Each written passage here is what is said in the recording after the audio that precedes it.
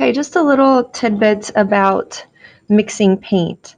When you mix paint in art class, first of all, for your brushes, we want to make sure that we do everything we can to not get the paint all the way up into the metal. When that happens, the paint gets inside the bristles here and it dries, and then we start getting the bristles to fan out, which is also ruining the brushes. So we need to keep doing our best to make sure that we're only mixing with the bristles themselves. When we do mix, we want to make sure that out of the palette that we have and the colors that we have, we always put the lightest color first in the palette. So for example, if I want to make a tint of my blue, I'm going to grab the white first, okay? And then I might take a paper towel and wipe off the white paint, just so that I don't contaminate my other color. And now I can grab my other color to be able to mix. Now you're also noticing I'm not really mixing that much.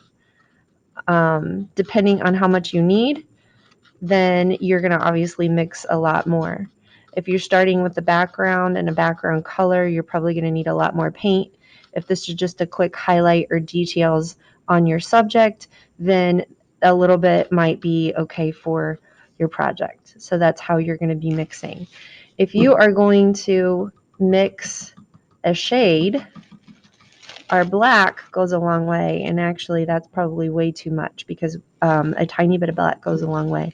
I'm actually rinsing my brush out in water and drying it first because I had white in here, and if I try to make a shade with white already in my brush, it's going to turn a gray, which is more of a neutral color. And for this particular assignment, we're not wanting that to happen. So again, always put the lightest color in first. So let's just make a shade of red. So I'm going to grab my red, put it in my spot, and I'm going to grab a teensy dot of black, especially since I don't have that much red. And then you're going to notice that that little amount changes your shade. Okay, same thing's going to happen if you're trying to make any of your secondary colors. So let's see if we can make green really quickly. Out of the two primaries, which one is the lightest? Obviously the yellow. So let's put the yellow in. Now the yellow is going to, or the green is going to be a color that I'm going to be using quite a bit. So I'm going to go ahead and grab just a little bit more of that yellow than what I had been doing, because I'm going to need a lot more. Again, I'm going to just go ahead and take my paper towel and just wipe out the yellow just so that I don't contaminate a lot of my blue. I'm going to grab a little bit of blue. Now I can grab more if I need to. Right now I'm just going to grab this.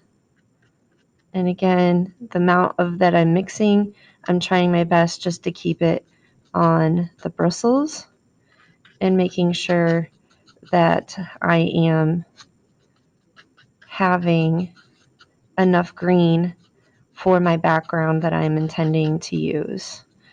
This green is going to be a good starter. I can adjust the color on my painting by doing it with more blue or more yellow as I paint.